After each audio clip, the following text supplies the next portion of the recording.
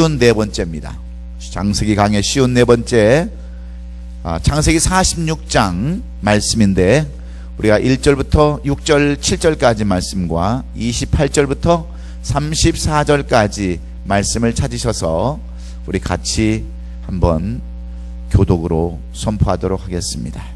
창세기 46장 1절부터 7절까지 말씀과 28절부터 34절까지 말씀입니다. 우리 찾지 못하신 분들은 스크린 보시면서 우리 한 절씩 교독합니다. 제가 먼저 1절 말씀 먼저 봉독해 올립니다. 이스라엘이 모든 소유를 이끌고 떠나 브엘사바에 이르러 그의 아버지 이삭의 하나님께 희생제사를 드리니 그 밤에 하나님이 이상 중에 이스라엘에게 나타나 이르시되 야곱아 야곱아 하시는지라. 야곱이 이르되 내가 여기 있나이다 하매 하나님이 이르시되 나는 하나님이라 내 아버지 하나님이니 애굽으로 내려가기를 두려워하지 말라. 내가 거기서 너로 큰 민족을 이루게 하리라. 내가 너와 함께 애굽으로 내려가겠고 반드시 너를 인도하여 다시 올라올 것이며 요셉이 그의 손으로 내 눈을 감기리라 하셨더라. 야곱이 브엘사바에서 떠날새 이스라엘의 아들들이 바로가 그를 태우려고 보낸 수레에 자기들의 아버지 야곱과 자기들의 처자들을 태우고 그들의 가축과 가나안 땅에서 얻은 재물을 이끌었으며 야곱과 그의 자손들이 다 함께 애굽으로 갔더라. 다 같이 이와 같이 야곱이 그의 아들들과 손자들과 딸들과 손녀들 곧 그의 모든 자손을 데리고 애굽으로 갔더라. 우리가 28절부터 34절까지 한 절씩 또 교독합니다. 야곱이 유다를 요셉에게 미리 보내어 자기를 고센으로 인도하게 하고 다 고센 땅으로 이르니 요셉이 그의 수레를 갖추고 고센으로 올라가서 그의 아버지 이스라엘을 맞으며 그에게 보이고 그의 목을 어금맞춰 안고 얼마 동안 울매 이스라엘이 요셉에게 이르되 내가 지금까지 살아있고 내가 내 얼굴을 보았으니 지금 죽어도 족하도다. 요셉이 그의 형들과 아버지 가족에게 이르되 내가 올라가서 바로에게 아뢰어 이르기를 가나안 땅 있던 내 형들과 내 아버지의 가족이 내게로 왔는데 그들은 목자이라 목축하는 사람이므로 그들의 양과 소와 모든 소유를 이끌어 왔나이다 하리니 바로가 당신들을 불러서 너희의 직업이 무엇이냐 묻거든 다 같이 당신들은 이르기를 주의 종들은 어렸을 때부터 지금까지 목축하는 자들이 온데 우리와 우리 선조가 다 그러하나이다 하소서. 애굽 사람은 다 목축을 가증히 여기나니 당신들이 고센 땅에 살게 되리이다. 아멘. 아멘. 할렐루야. 오늘 우리는 창세기 쉬운 네 번째, 오늘 제목을 제가 주체할 수 없는 눈물, 한을 풀게 된 야곱, 이런 제목으로 제가 오늘 말씀을 이렇게 주제를 잡아봤습니다. 오늘은 우리가 창세기 강의 쉬운 네 번째 시간입니다. 제목이 뭐라고요? 주체할 수 없는 눈물. 여러분, 이 눈물은 기쁨의 눈물일까요? 슬픔의 눈물일까요? 그렇죠. 기쁨의 눈물입니다. 기뻐서 어쩔 줄 모르는 이 야곱의 눈물을 우리가 오늘 살펴보기를 원하는 겁니다. 여러분, 저는 이 창세기를 공부하면서 오늘 창세기에 나오는 이 요셉을 보면서 저는 참 많은 것을 느낍니다. 요셉이 왜 이렇게 애굽의 국무총리가 되어서 아버지를 그렇게 기쁘게 만들었는가? 오늘 그 이유를 저희가 한번 살펴보기를 원하는 겁니다. 여러분, 부모의 소원은 첫 번째 소원은 뭐예요? 부모의 첫 번째 소원은 자식이 잘 되는 거예요. 자식이 잘 되는 거. 그렇잖아요? 자식이 잘 되는 것이 부모의 첫 번째 소원이에요. 그렇지 않습니까? 여러분, 부모들이 원하는 게 뭐예요? 결국 자식들이 잘 되는 것이 부모들이 그렇게 원하고 바라는 겁니다. 여러분, 돈을 벌든지 출세를 하든지 지식을 얻든지 자기가 낳은 자식들이 잘 되는 것은 부모가 그토록 다 원하는 겁니다. 그런데 오늘 우리는 이 요셉을 보면서 이 잘된 자식 때문에 오늘 주체할 수 없는 눈물을 흘리는 이 야곱을 우리가 보면서 우리는 깨달아야 할 오늘 4가지 오늘 교훈이 있습니다. 4가지 교훈. 왜 야곱은 이 요셉을 통해서 주체할 수 없는 눈물, 그 기쁨의 눈물을 흘렸는가? 여러분, 지금 뉴스에서 많이 지금 계속해서 이렇게 방영되어지는 여러분 크리스토퍼라고 하는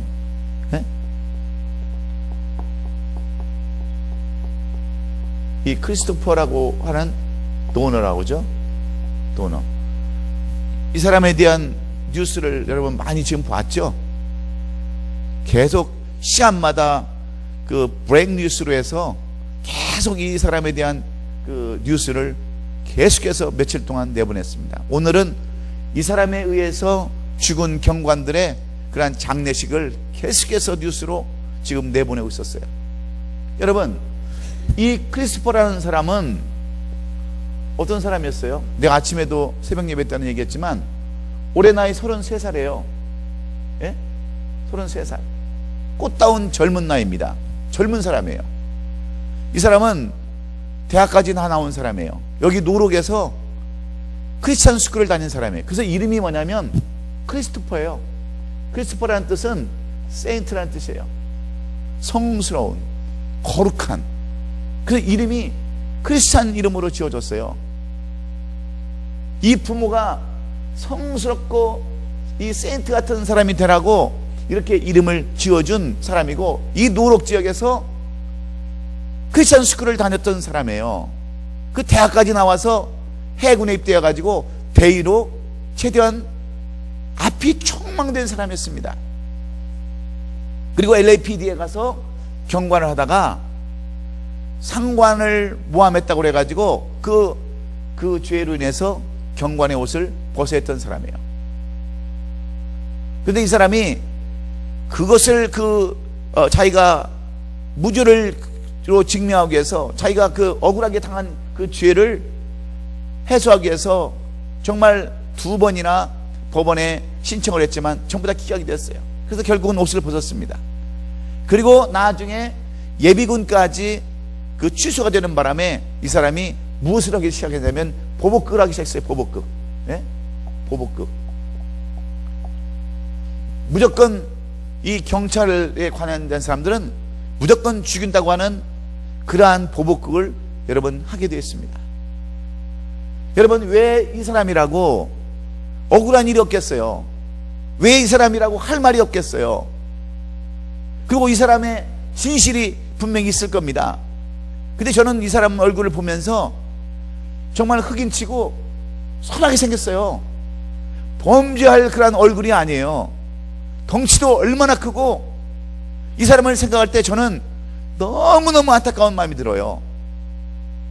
저 사람이 이 성경을 좀 알았더라면, 우리 부흥교회에 와서 이 요셉에 대한 이야기를 좀 들었다고 한다면, 그는 절대로 그렇게 사람들을 쏴 죽이고 자기 스스로 목숨을 끊고 비참하게 시신도 제대로 발굴할 수 없을 정도로 그러한 비참한 인생이 되지는 않았을 거예요. 이 비록 크리스찬이 나왔던 사람, 그래도 복음을 들었던 사람이 왜 이렇게 비참한 인생으로 될 수밖에 없었는가? 이 사람은 하나님의 뜻을 알지 못해서 그래요. 여러분, 오늘 본문에 나오는 요셉은요, 우리가 정말 자기 의지와는 전혀 상관없이 여러분 어린 나이에 끌려갔어요. 모습으로 팔렸습니다. 노예 삶을 살았어요. 11년 동안 보디발의 집에서 노예 생활하고 모습 생활하면서 얼마나 가슴에 한이 맺혔겠습니까? 2년 동안 감옥에서 살면서 얼마나 여러분 징후에 찬 삶을 살았겠어요. 그런데 여러분, 요셉은 어떻습니까? 요셉은 그것을 이렇게 보복극으로 하지 않았어요. 왜 그랬다고 그랬어요? 그 속에는 뭐가 있다고요? 하나님의 뜻이 있다는 것을 알았기 때문에요. 하나님의 뜻.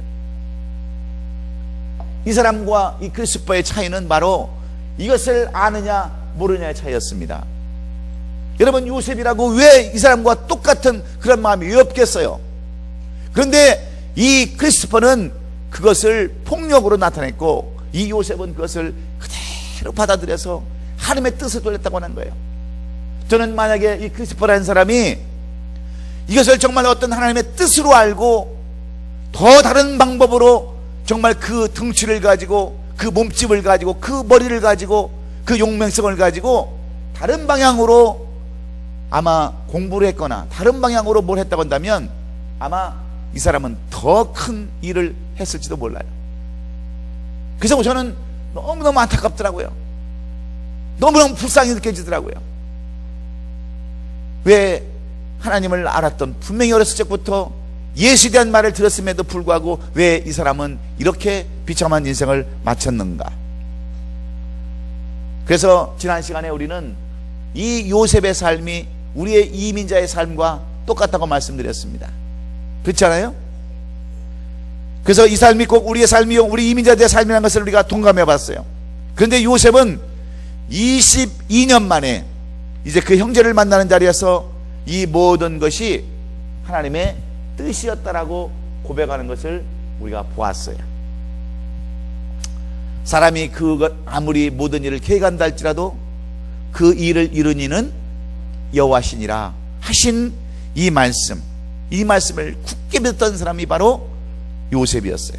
그래서 요셉은 자기가 그렇게 어린 나이에 종이 되고 애굽 땅으로 팔려가서 애굽의 총리가 된 것도 하나님의 인도하심했다는 것을 그는 분명히 깨달았던 것입니다. 그래서 하나님의 섭리로 인해서 지난 시간에 우리가 45장을 공부할 때 이 하나님의 섭리는 첫 번째로 무엇을 이뤘다고 그랬어요? 요셉으로 하여금 생명을 구원하기 위해서, 온 가족의 생명을 구원하기 위해서. 두 번째는 뭐예요? 그를 후손을 남겨두려고. 세 번째는 장자로 삼으시려고 하시는 하나님의 뜻이 있었다, 이렇게 말씀을 드렸습니다. 그래서 오늘 우리도 이곳까지 와서 사는 이유와 목적을 알고 오히려 감사하며 찬송하며 하나님께 영광 돌리는 우리가 다 되자라고 그렇게 우리는 결단 기도까지 했습니다. 그러면 여러분, 우리 이민생활이 때때로 얼마나 힘들고 어렵습니까? 얼마나 고통스럽습니까? 그런 삶 가운데도 분명히 우리의 삶 가운데는 하나님의 뜻이 있다는 것을 우리가 알 때에 여러분, 이 말씀이 은혜가 되고 요셉의 삶이 우리의 삶 가운데 도전이 되는 줄로 믿습니다. 그래서 오늘 이러한 가운데 이런 일들로 인해서, 요셉으로 인해서 야곱은 이제 주체할 수 없는 눈물을 흘리는 장면들이 오늘 이 본문에 기록되어져 있어요. 요셉을 만나러 가려고 하는 그 기쁨, 요셉은 이 아들들을 통해서 그 순나기 열필과 암나기 열필에다가 애굽의 좋은 물품과 모든 것들을 잔뜩 싣고 아버지에게 돌려보냅니다. 그래서 이 야곱이 이런 선물을 받고서 지금까지 죽은 줄로만 알았던 자기 아들 요셉이 살아서 애굽의 총리가 되었고 자기를 태우려고 바알궁에 수레를 보낸 것을 보면서 이 야곱은 이것이 꿈인가, 이것이 생시인가, 그렇게 알 수 없을 정도로 그는 비몽사몽간에 빠졌던 것을 볼 수가 있습니다. 그래서 이 야곱과 그의 형제들의 모습을 적은 글이 오늘 본문의 46장의 말씀인데, 오늘 이 말씀은 우리가 세 가지로 구분해 볼 수 있어요. 1절부터 7절까지, 그 다음에 8절부터 28절까지, 27절까지, 그 다음에 28절부터 마지막 34절까지. 1절부터 7절까지는 이제 이 야곱이 요셉을 만나러 가는 그러한 과정을 말씀하고 있고, 여기는 이 8절부터 27절까지는 이 야곱의 식구들 70명의 이름이 기록되어 있습니다. 그리고 여기서는 이제 직접 요셉을 만나는 내용들. 그래서 요셉이 이 자기 식구들에게 너희 직업이 뭐냐고 물어보거든 너희의 옛날 직업이 뭐냐고 물어보거든 뭐라고 대답하라고 여러분 시킵니까? 예? 목축. 우리의 직업은 목축이다. 만약에 바로가 너희의 직업이 뭐냐 그러면 목축이다 이렇게 얘기하라고 시킵니다. 이게 이 내용이 오늘 우리에게 주시는 세 가지 구분된 내용들이에요. 세 가지. 이 말씀 속에서 오늘 우리는 네 가지의 교훈을 우리가 살펴볼 수가 있습니다. 네 가지의 교훈. 여러분 한번 생각해 보세요. 이미 짐승, 우리가 실제 그 짐승에게 찢겨서 죽은 줄로만 알았던 그러한 요셉이 살아서 애굽의 그것도 일반 시민이 아니라 애굽의 어떤 사람이 아니라 애굽의 총리가 되었다고 하는 그런 이야기를 들었던 이 야곱의 마음이 여러분 어떤 마음이었겠습니까? 여러분 세상에서 가장 기쁜 것은 그 무엇과도 바꿀 수 없는 기쁨이 있다고 한다면 그 기쁨이 무슨 기쁨이겠어요? 죽었다가 살아난 것처럼 기쁜 것이 어디겠어요? 여러분의 자녀가 여러분보다 먼저 죽었다고 생각해 봅시다. 네? 근데 그 죽었던 자녀가 살아왔다 한다면 무엇으로 그걸 바꾸겠어요? 여러분의 부모가 돌아가셨는데 살아있다고 한다면 그것처럼 기쁜 것이 어디 있겠어요? 뭘로 그걸 바꾸겠어요? 오늘 이 요셉도 야곱도 마찬가지입니다. 야곱도 죽은 줄만 알았던 자기 자식이 살아있는 것만 해도 감사한데 애굽의 총리가 됐다고 하는 이 말을 듣고 요셉은, 이 야곱은 주체할 수 없는 눈물을 흘린 것을 우리가 볼 수 있습니다. 세상에서 가장 아름다운 기쁨, 그 무엇과도 바꿀 수 없는 그 기쁨, 그 기쁨을 누릴 수 있었던 비결이 있다고 하는 거예요. 그러면 여러분 야곱은 왜 이런 눈물, 그 무엇과도 바꿀 수 없는 그 기쁨의 눈물을 흘릴 수 있는 비결이 여러분 어디 있다고 생각하세요? 오늘 우리는 이 46장 말씀 속에서 이 비결을 깨달아야 합니다. 왜 하나님께서는 이 야곱에게 이런 기쁨을 주셨는가? 오늘 이 본문 1절과 2절의 말씀 속에 그 내용이 분명히 있습니다. 오늘 본문 우리가 1절과 2절의 말씀을 보면은요, 야곱이 왜 이런 주체할 수 없는 눈물을, 그 무엇과도 바꿀 수 없는 기쁨을 누렸던 비결이 있어요. 그게 뭔지 아십니까? 그게 뭐예요? 야곱은 어디를 가나 여러분 예배드리는 삶을 살았다는 거예요. 우리 1절 읽습니다. 다 같이 시작. 이스라엘이 모든 소유를 이끌고 떠나 브엘사바에 이르러 그의 아버지 이삭의 하나님께 희생제사를 드리니 그랬어요. 여러분 이 야곱에게 있어서 가장 우선시되는 것은 뭐냐면 예배의 우선을 두었어요. 예배, 제사의 우선을 두었어요. 여러분 같으면 어떻게 했습니까? 만약에 여러분이 이 캘리포니아 사는데 저 아리조나에 내가 죽었던 자식이 살아나서 저 아리조나에 도지사가 됐거나 아리조나에 주지사가 되었다고 한번 생각해 보십시다. 생각해 보세요. 그러면 여러분 그 소식을 듣고 보낸 그 차를 타고 여러분 어디를 먼저 갔겠어요? 여러분 같으면 정신없이 어디 갔겠어요? 아들 만나러 가지 않았겠어요? 그랬지 않았겠어요? 제가 봐도 저를 봐도 그랬을 것 같아. 그런데 이 야곱은 어떻게 했습니까? 아들을 만나러 가지 않냐고 어디를 갔어요? 브엘세바라는 곳에 가서 희생제사를 먼저 드렸다는 거예요. 이 이야기는 하나님 앞에 먼저 예배드리는 삶을 살았다고 하는 거예요. 여러분 다 복받고 주체할 수 없는 눈물을 흘릴 수 있는, 그 기쁨의 눈물을 흘릴 수 있는 비결이 있는 것입니다. 분명히 우리는 이 모든 것이 하나님의 뜻이라는 말씀을 들었어요. 다 하나님의 섭리라는 걸 들었어요. 그런데 이 하나님의 섭리는 뭐냐? 이 야곱이 주체할 수 없는 눈물을 흘릴 수 있었던 그 비결은, 이 야곱은 항상 예배에 우선 두는 삶을 살았다고 하는 거예요. 여기에 오늘 큰 교훈이 있습니다.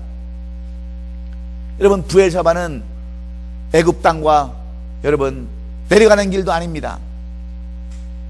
곁길로 가야 여러분 브엘사바예요.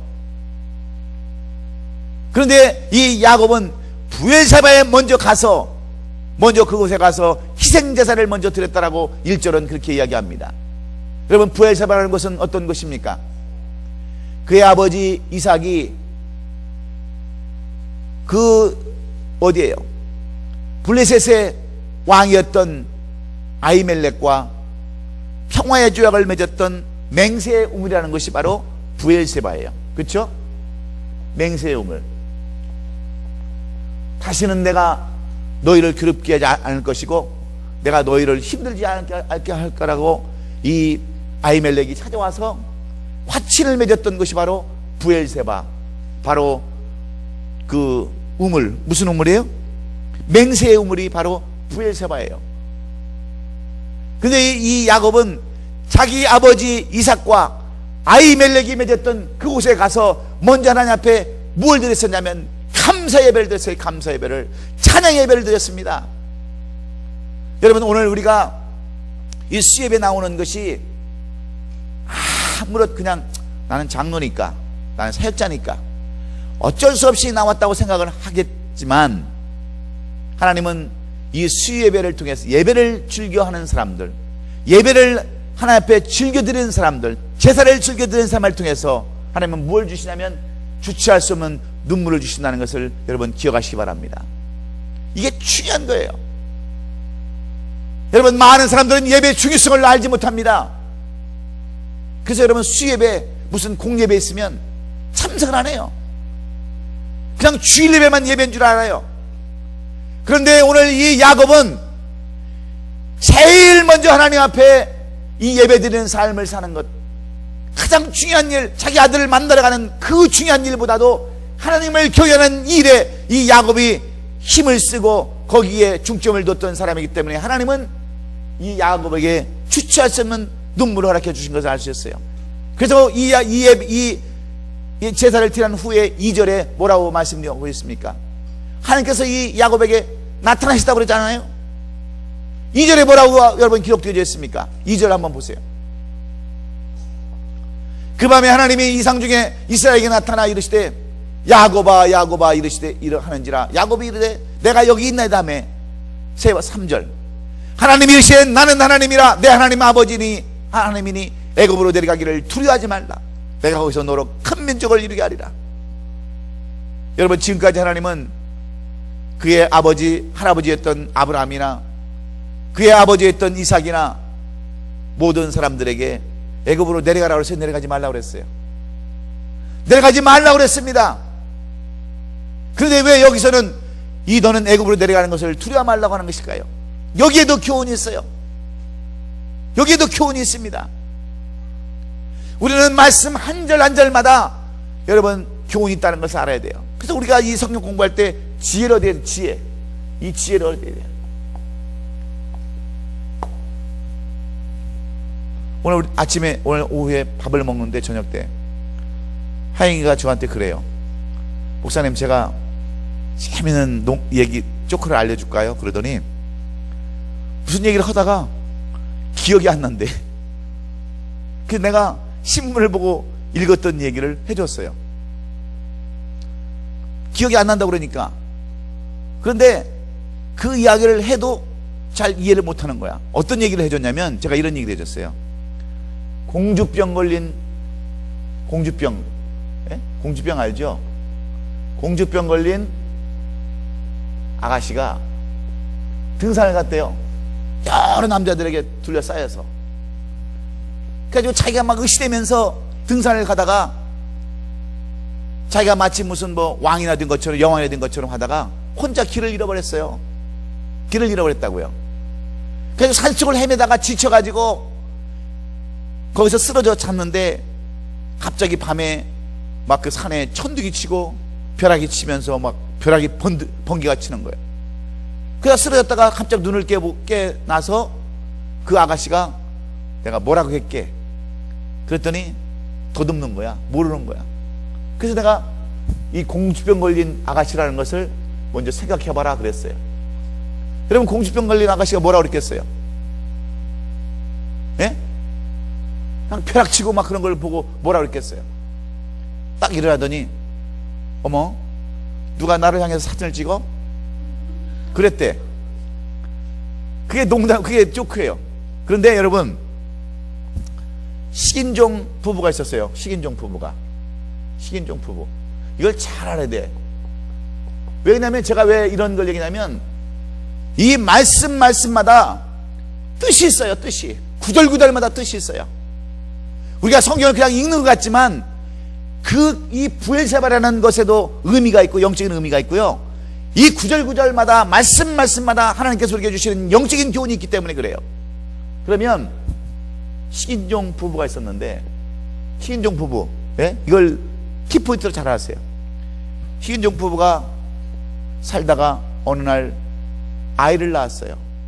아기를 딱 낳았는데 그 부인이 남편을 딱 보면서, 그 아이를 보면서 뭐라고 얘기했게요? 예? 맛있게 드세요? 맞긴 비슷하게 맞는데, 여보 식기 전에 드세요. 그랬대요. 식기 전에 드시라고. 그게 뭐냐면 누구라고요? 식인종 부부니까. 그 다 뜻이 있다고 하는 얘기, 뜻이 있다고 하는 거. 제가 이 바쁜 시간에 내가 농담하려고 하는 게 아니라 다 뜻이 있다고 하는 거예요. 그래서 오늘 보면 이 야곱은요, 1절과 2절의 내용을 보면 야곱은 예배의 중점을 두는 삶을 살았다는 거예요. 괜히 그가 주체할 수 없는 눈물을 흘린 것이 아니라 하나님께서 이렇게 예배의 중점을 두고 자기 아들을 만나는 것보다도 나를 먼저 만나자고자 하는 그 중심을 보시고, 여러분, 이미 하나님께서 예배해 주신 이 요셉이 있었다는 것을 우리는 기억해야 될 줄로 믿습니다. 그래서 오늘 우리가 이 예배를 드리기 위해서 모든 일을 제껴놓고 나오신 여러분에게 우리 하나님은 야곱에게 약속하신 그 약속을 분명히 허락해 줄 줄로 믿습니다. 그래서 하나님을 만나려고 애쓰는 자에게, 하나님을 경배하는 자들에게 하나님은 그 은혜를 베풀어 주시고 찾아와 주셔서 만나 주시는 줄로 믿습니다. 이렇게 야곱은 자기 인생에 중요한 순간이 있을 때마다 하나님 앞에 예배하는 삶, 예배를 드리는 삶, 제사를 드리는 삶을 살았던 하는 거예요. 그리고 하나님을 만남으로 미지의 땅으로 떠날 수가 있었습니다. 우리는 이런 야곱을 본받아서 오늘 늘 예배의 습관을 가지고 하나님 앞에 제사 드리고 하나님이 약속하신 그 말씀과 약속해 주시는 미래를 보고 희망을 가지고 출발해야 될 줄로 믿습니다. 그랬을 때 하나님은 이제 더 이상 야곱을 야곱이라 하지 않냐고, 그 위대한 이름 뭐라고 불러요? 이스라엘아, 이렇게 부르는 것을 볼 수가 있습니다.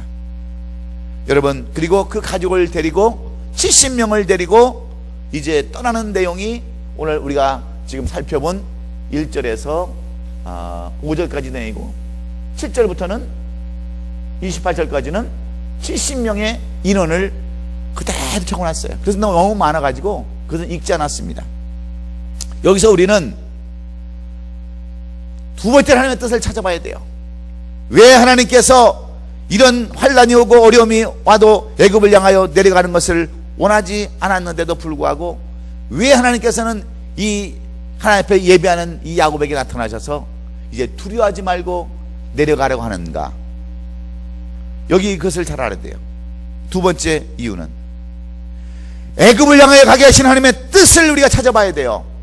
애굽을 향해 찾아가, 왜 두려워 말고 애굽을 내려가라고 말씀하시는가? 여러분, 아브라함은 애굽으로 내려가지 말라고 그랬어요. 이삭에게도 내려가지 말라고 그랬어요. 근데 왜 이 야곱은 너는 두려워 말고 애굽으로 내려가라고 말씀하시냐는 거예요.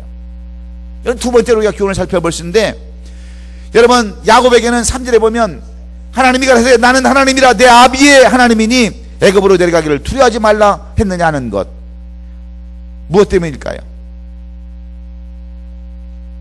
왜 그랬을까? 여러분 잘 한번 생각해 보세요. 여러분, 왜 그 가나안 땅, 하나님께서 이 아브라함과 이삭과 야곱에게 약속해 주신 그 젖과 꿀이 흐르는 땅, 가나안 땅을 왜 여러분 떠나라고 얘기했을까? 무엇 때문일까요? 예? 왜 그랬을까?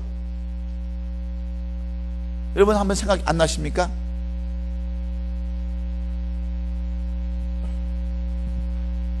여러분, 이 가나안에서 얻은 열매가 얼마였어요? 겨우 야곱의 12아들밖에는 없었지 않았습니까? 근데 하나님께서 약속하신 가나안 땅은 어떤 땅이에요? 큰 민족을 이루는 땅이라고 말씀해 주셨어요, 하나님께서. 그런데 가나안에서 지금까지 얻은 아들이 몇 명이에요? 자식들이 70명, 70명. 그래서 여러분, 하나님께서 가나안을 떠난다는 것은 뭐냐면 가나안의 시대가 끝났다는 거예요. 가나안의 시대가 끝났다. 그래서 가나안에서 촛대를 옮긴다는 거예요. 촛대를 옮긴다는 거. 여러분, 가나안은 지금 흉년에 들어있습니다. 하나님께서 축복하신 땅이 흉년이 들어있어요. 그래서 그들은 가나안 땅에 살 수 없습니다. 그래서 하나님께서 촛대를 어디로 옮기냐면, 어디로 옮겨요? 애굽으로 옮기는 거예요. 애굽으로. 여기서 우리가 진리를 깨달아야 합니다. 하나님은 계시록에서도 첫사랑을 잃어버린 에베소 교회를 향해서 내 촛대를 그 자리에서 옮기라고 말씀했어요. 그 당시 에베소 교회는 말씀이 가장 풍성한 곳이었습니다. 그리고 복음이 가장 빛나는 곳이 바로 에베소서였어요. 그러나 그것을 하나님은 그 촛대를 옮기심으로 에베소는 오직 이름만 남아있을 뿐 화석 같은 폐허 도시가 되고 말았습니다. 그래서 하나님의 촛대가 애굽의 고센 땅으로 옮겨가고 그곳에서 이스라엘 민족은 대군대를 이루고 민족을 이루게 하셨던 것을 우리는 알아야 돼요. 여러분, 왜 그런지 아십니까?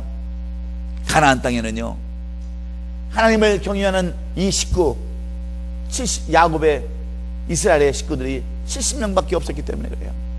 가나안 땅은 다른 모든 이방 민족들이 살고 있었던 곳이기에 하나님은 이 촛대를 어디로 옮기느냐면 애굽으로 옮기는 거예요. 애굽으로. 여러분, 무엇을 의미합니까? 하나님을 제대로 경외하지 아니하고 하나님 말씀대로 살지 아니하고 뜻대로 살지 아니하면 하나님은 어떻게 해요? 촛대를 옮기시는 거예요. 옮기시는 거. 여러분, 미국 땅이 축복받은 땅이라고 22년 전에 축복받은 땅이라고 많은 사람들이 찾아왔습니다. 근데 그 촛대가 다 옮겨졌어요. 그 촛대가 한국으로 옮겨가고 한국에서 촛대가 지금 중국으로 옮겨가고 계속 촛대가 옮겨가는 거예요. 왜 그렇습니까?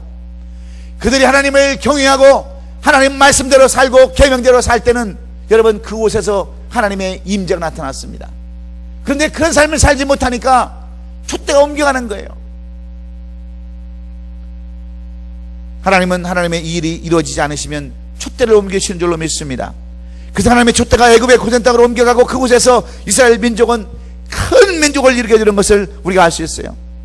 400년 만에 엄청난 여러분 인원들이 나타나기 시작했어요. 여러분, 모세가 이스라엘 백성들을 애굽으로 끌고 올 때 그 인원이 몇 명이라고 그랬습니까? 예? 무엇만 70만이에요? 장정만. 그래서 다 합치면 몇만 된다고 그랬어요? 200만. 70명이 200만이라고 하는 엄청난 수를 불러서 여러분, 다시 어느 땅으로 돌아와요? 다시 가나안 땅으로 돌아오는 게 하는 거예요. 가나안 땅으로. 여러분, 그래서 가나안 땅이 하나님의 말씀대로 살지 못하는 이방인들을 찰 때 하나님은 그것을 촛대로 옮겨서 고센 땅으로 옮겨가지고 이스라엘 백성들을 축복해서 다시 가나안 땅으로 옮겨오는 것을 우리가 볼 수 있습니다. 요한복음 4장 23절에 아버지께 참으로 예배하는 자들은 신령과 진정으로 예배할지니라 예배할 때가 오나니 곧 이때라 그랬어요. 아버지께서는 이렇게 예배하는 자들을 찾으신다라고 말씀하고 있습니다. 예배는 곧 하나님을 만나는 것이고 예배는 곧 교제하는 것이고 예배는 곧 하나님과 동행하는 것인 줄로 믿습니다. 그래서 하나님께서는 예배하는 자를 찾으시고 그들의 한을 풀어주시며 가장 귀한 소원을 들어주는 줄로 믿습니다. 이런 야곱이 꿈에 그리던 아들 요셉을 만나고 그 목을 어긋맞겨서 한참 동안 울었다고 그랬어요. 여러분들, 지금은 그런 일이 이제 별로 없지만 옛날에 우리 그 북한 땅에 있는 이산 가족들 그 만나는 장면들, 판문점에서 그 식구들 만나가지고 하는 그 장면들 여러분 보시지 않았습니까? 안 봤어요? 그런 거? 그래가지고 그냥 그 몇십 년씩 떨어져서 40년씩 50년씩 떨어져서 살았던 뭐 아버지, 아들, 조카, 딸 그 막 만나면서 다 늙은 사람들이 막 껴안고 막 울어대는 그런 모습을 보면서 저는 그때 뭐 이 미국에 와서 봤지만 여러분 그걸 눈물 없이 볼 수 있는 사람이 있었어요? 다 할아버지 할머니 앉아서 다 마치 자기 부모를 만난 것처럼 자기 식구를 만난 것처럼 그렇게 눈물을 흘리면서 여러분 아마 그거 다 봤을 거예요. 그렇죠? 그런 모습들입니다. 그러면서 그 사람들 하는 얘기가 뭐였어요? 그 사람들 하는 얘기가 아버지를 만나고 수십 년 동안 떨어졌던 아내를 만나고 남편을 만나고 자식들을 만났던 그들의 한결같은 이야기가 무슨 이야기였어요? 예? 이제는 죽어도 뭐가 없다?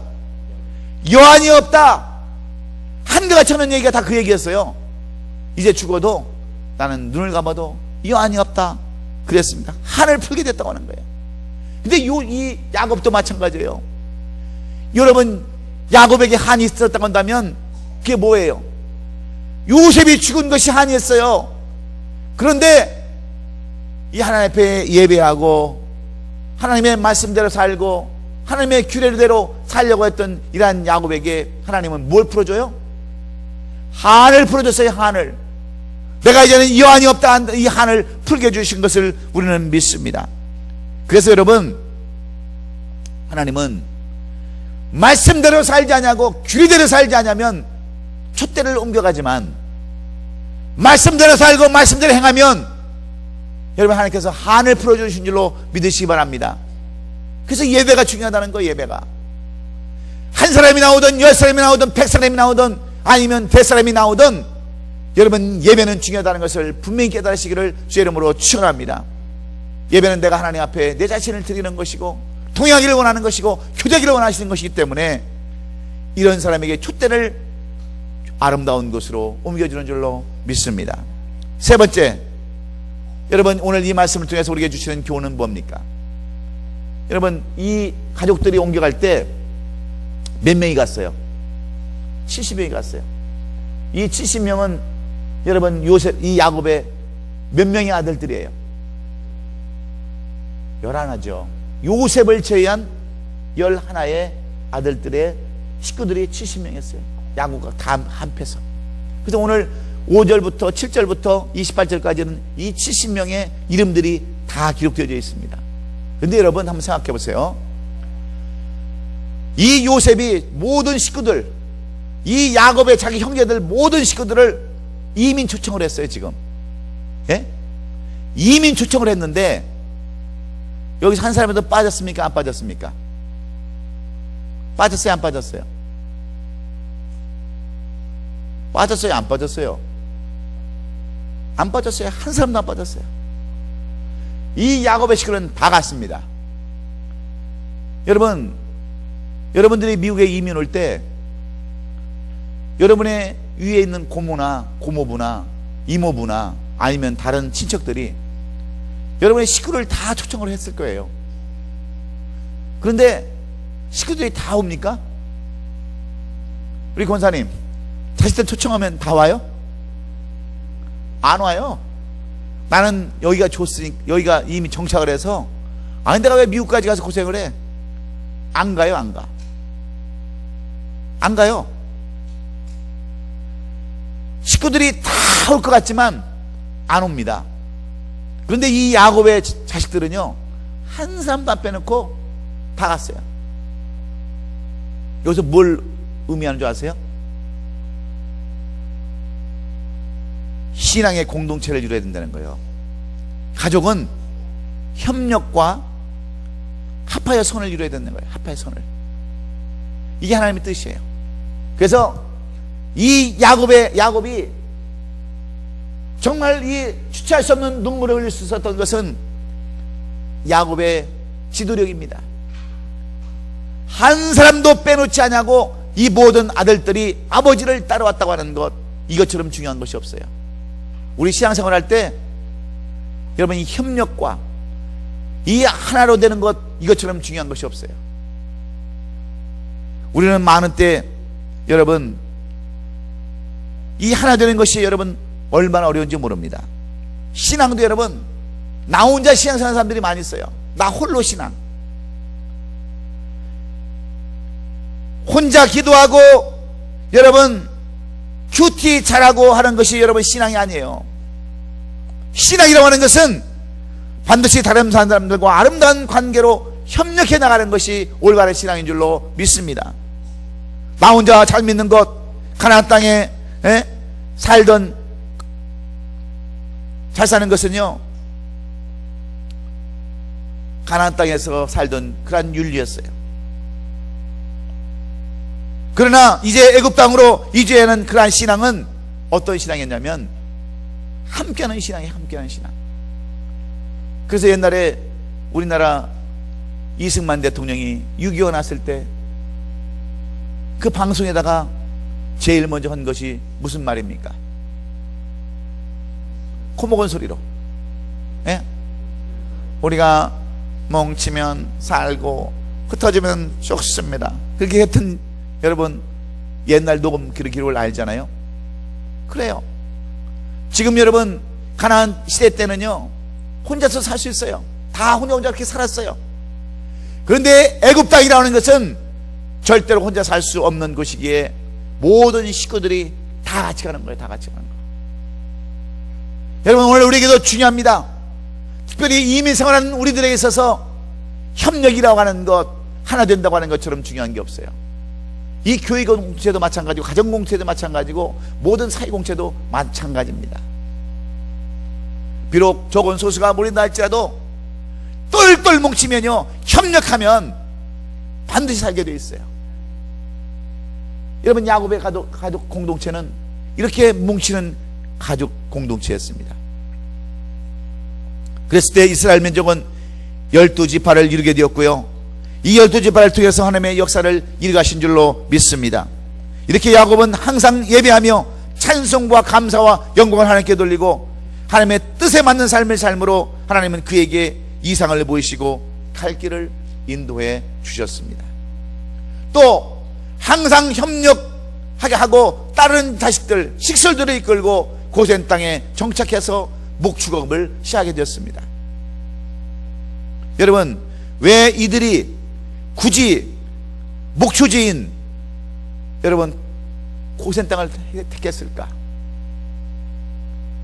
먼저 유다를 보내서 여러분 고센 땅으로 여러분 요셉은 그들을 인도해 갑니다.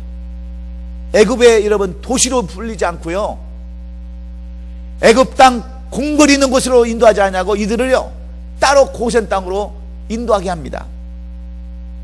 사실 여러분 이스라엘 자손들은 목축업만 한 게 아니에요. 목축업만 한 게 아니에요.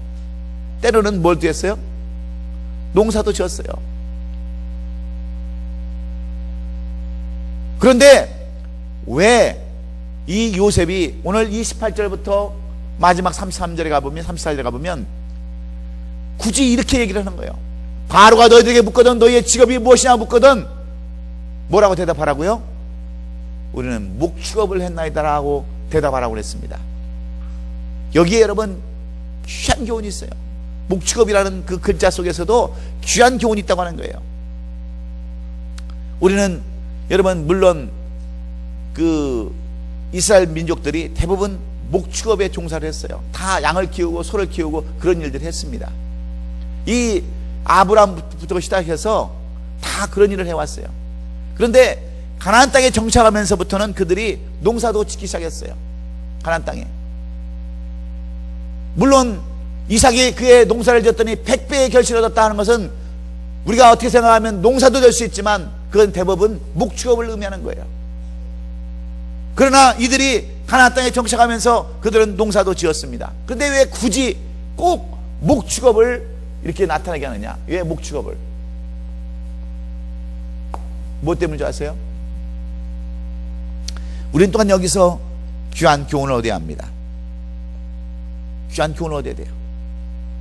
여러분 애굽 사람들은요 이 목축업을 하는 사람들을 야만으로 여깁니다. 우리로 얘기하면 짐승을 잡는 사람을 우리는 옛날에 뭐라고 그랬어요? 양반들은 백정이라고 그랬어요. 그래서 이 짐승하고 짐승을 키우고 짐승을 잡는 사람들을 상대단에서 양반들은 이 애굽이 똑같습니다.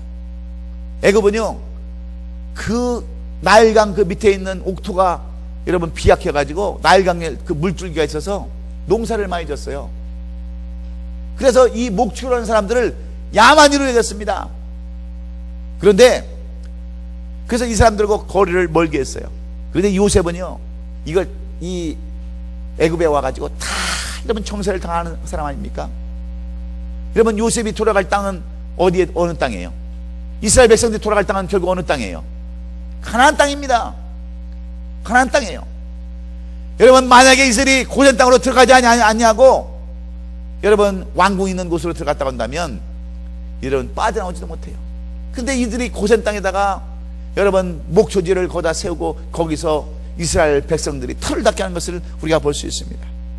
그들이 가야 할 정착할 곳은 그의 조부 아브라함이나 이삭과 약속해 주시고 허락해 주신 젖과 꿀이는 가나안 땅이라는 것을 알게 하려고 알게 해줍니다. 만약 이들이 농사 짓고 목축도 했다고 한다면 이들은요 한 곳에 정착하면서 살아야 되는 거예요. 정착하면서. 그렇잖아요. 여러분 논이 있고 밭이 있는데 어디를 떠납니까? 근데 이 사람들은 애굽에 가면서부터 농사는 짓지 말고 아주 목축업으로 바꾸라는 거였어요. 왜 그런지 아세요? 뿌리를 내지 말라고 그런 게 뿌리를. 이 애굽 땅은 우리가 살 땅이 아니라는 거예요. 우리가 살 땅은 어디예요? 가나안 땅입니다. 가나안 땅. 가나안 땅에 가기가 쉽고 고센 땅이 거해야 되기 때문에 그랬어요. 특별히 목축업을 싫어하는 애굽 사람들, 가정이 있는 애굽 사람들과 구분되기를 원해서 일부러 그렇게 구분되기를 원하는 이 요셉의 모습을 우리가 살펴볼 수 있습니다. 여러분 오늘 이것은 우리의 신앙 여정과 똑같아요. 우리가 갈 곳은 여러분 어디예요? 이 세상입니까? 하늘나라예요. 하늘나라. 저 천국이에요. 하늘나라입니다. 이 세상도 단지 신앙 여정, 인생 여정일 뿐이에요. 이 세상은. 그래서 이스라엘 민족이 가야 할 곳, 정착해야 할 마지막 거처인 가나안인 것처럼 우리도 저 하늘 저 천국을 소망하면서 살아갈 때 우리는 여러분 무엇을 깨달을 수 있습니까? 우리는 이 우리에게 주시는 이런 시련, 이런 모든 것을 다 견딜 수가 있는 거예요. 오래 참을 수가 있는 거예요. 여러분 우리가 가야 할 곳, 우리가 머물 곳이 이 세상이 아니라 가야 할 곳이 있다고 하기 때문에 우리가 신앙생활을 하는 거예요. 이렇게 밤에 나와서 이런 것을 깨달아야 인내하고 참을 수가 있는 거예요. 그래서 창세기 46장의 말씀은 야곱이 예배하는 그러한 말씀을 통해서 무엇을 중요시하라고 그래요? 우리 보고 제사의 중요성, 이 예배의 중요성을 강조하는 겁니다. 그래서 야곱이 주체할 수 없는 눈물을 흘렸던 그런 것을 보면서 우리로 하여금 무엇을 요구하냐면 첫 번째는 예배하는 삶을 살아가는 거예요. 예배. 어디 갔어요? 예배하는 삶, 이걸 살라는 거예요. 두 번째는 뭡니까? 애굽으로 가게 하시는 하나님을 섭리를 통해서 우리가 뭘 알아야 되는 거예요? 하나님의 말씀대로 순종하고 계명을 지키면서 살라고 하는 거예요. 그래야 이 주체할 수 없는 눈물, 요셉을 직접 만나는 삶을 살 수 있다고 가르치고 있는 거예요. 세 번째는 뭡니까? 모든 식구들이 한 마음 한 뜻이던 것처럼 신앙생활 할 때는 우리가 한 마음 한 뜻이 되어야 된다고 하는 거예요. 공동체의 삶을 살아야 한다는 거예요. 그래야 여러분 이스라엘 백성들이 다시 가나안 땅으로 돌아갈 수 있고 요셉을 만날 수 있는 그런 모습들을 우리에게 보여주고 있습니다. 그리고 고생 땅에 정착하게 하는 요셉을 통해서 분명한 목적지, 그들이 다시 돌아갈 곳이 어디라는 것을 분명히 우리에게 교훈해 주고 있습니다. 오늘 이 말씀 46장, 창세기 46장의 말씀은 우리가 어떻게 생각하면 별로 교훈을 찾아볼 수 없는 그런 말씀 같지만 이 말씀 속에는 우리에게 주시는, 우리 이민생활하는 우리들에게 귀한 교훈을 주고 있어요. 이민생활은 어떻게 해야 되느냐? 무조건 예배를 잘 참석하고 말씀을 늘 묵상하면서 그 규례와 명령에 따라 살고 우리가 함께 합해서 선을 이루게 하며 우리가 하나로 협동된 삶을 살아야 한다는 것과, 그 다음에 우리가 바라봐야 할 것은 이 땅이 아니라 저 본향, 저 하늘나라를 바라봐야 한다고 하는 것을 영적으로 우리에게 교육하는 사실을 우리가 깨달아야 될 줄로 믿습니다. 그런 삶을 사는 사람들에게 하나님은 이 주체할 수 없는 눈물, 하나님의 주시는 이 섭리, 하나님의 뜻, 그래서 요셉을 하여금 온 가족의 생명을 얻게 하고 후손을 있게 하고 장자의 직분으로 세워주신다고 하는 이 하나님의 뜻을 우리를 통해서 이루게 하실 줄로 믿습니다. 사랑하는 성도 여러분, 우리 이민생활 힘들고 어려워요. 괴롭습니다. 어렵습니다. 예배 나오는 것도 힘들어요. 풀리지도 않습니다. 그러나 이 모든 것에는 하나님이 감추어 두신 섭리가 있다고 하는 것, 그래서 우리가 소망을 갖는 거예요. 여러분들 해결 안 되는 일이 있으십니까? 거기에도 하나님의 섭리가 있다는 것을 여러분 아세요? 여러분이 그렇게 기도해도 아직까지 이루어지지 않은 일들이 있으십니까? 그 속에도 하나님께서 여러분에게 간섭하시는 하나님의 섭리가 있다는 걸 깨달으면 오늘 우리는 인내할 수 있어요. 참을 수 있어요. 견딜 수 있어요. 오늘 우리가 첫 번에 얘기했던 이 크리스토퍼 도너처럼 폭력으로 행사하지 않냐고요. 자기 자신을 죽여가면서 자기 부모들에게 가슴에 칼을 꽂게 하고 자기 부모들에게 불효하면서 그런 삶을 살지 않을 수가 있는 거예요. 그러므로 오늘 이 야곱과 요셉을 통해서 여러분 이 말씀을 깊이 깨달으시고, 여러분들도 오늘 예배를 중요시하고 야곱처럼 제일 먼저 예배를 중시 드리는 삶을 사실 수 있기를 예수님의 이름으로 축원합니다. 그리고 아름다운 공동체를 이루시 말씀에 순종하고요, 그 규명과 계획을 살면서 아름다운 그 공동체를 이루게 하고, 우리의 목적, 우리의 본향은 이 땅이 아니라 하나님께서 약속하신 저 영원한 하늘나라, 거기에 있다고 하는 것을 우리가 소망하면서 오늘도 참고 견디고 인내하면서 마음대로 살지 말고, 정말 화나는 대로 살지 말고 참고 견디면서 인내하는 삶을 다 살 수 있기를 주의 이름으로 축원합니다. 그래서 승리하는 저희들 다 될 수 있기를 예수님의 이름으로 축원합니다. 기도하겠습니다.